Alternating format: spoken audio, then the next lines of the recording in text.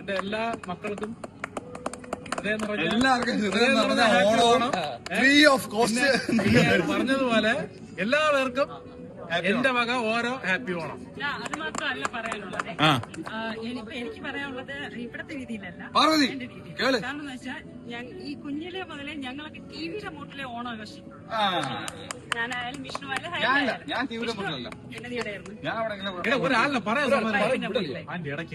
ഞങ്ങൾ എല്ലാവരും എന്റെ ജീവിതത്തിൽ ആദ്യമായിട്ടാണ് കഴിഞ്ഞ വർഷം സത്യമായിട്ടുള്ള കാര്യമാണ്. എന്റെ ജീവിതത്തിൽ ഏറ്റവും കൂടുതൽ സന്തോഷം നിങ്ങളെ കൊണ്ടുള്ളത്.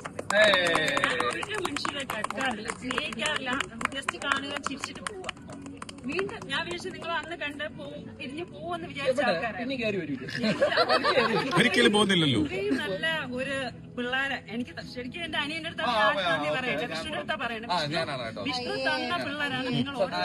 സീരിയസ്ലി ഞാൻ പറയാം. പക്ഷെ ഇത് വേണ്ടായിരുന്നു. ഗോപി ആയിക്കോട്ടെ, അഖിൽ ആയിക്കോട്ടെ, രാകേഷ് ആയിക്കോട്ടെ, എങ്ങനെ ഓരോരുത്തരും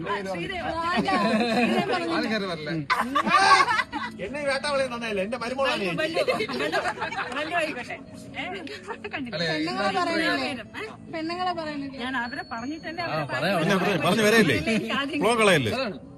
ഇത്ര കിട്ടുന്നുണ്ടല്ലോ.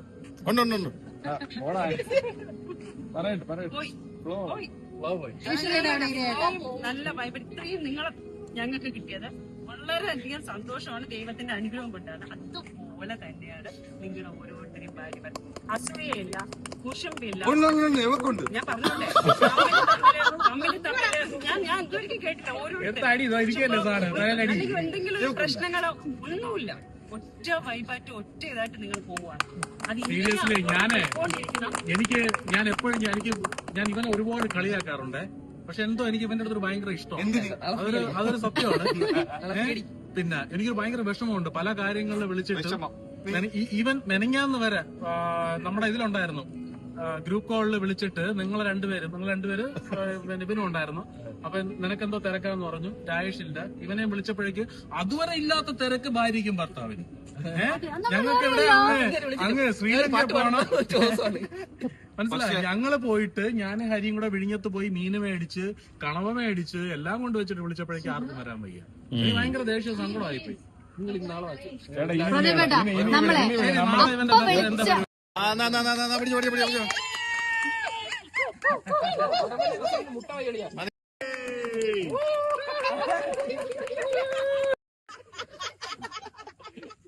അനുഗ്രഹിക്കണം.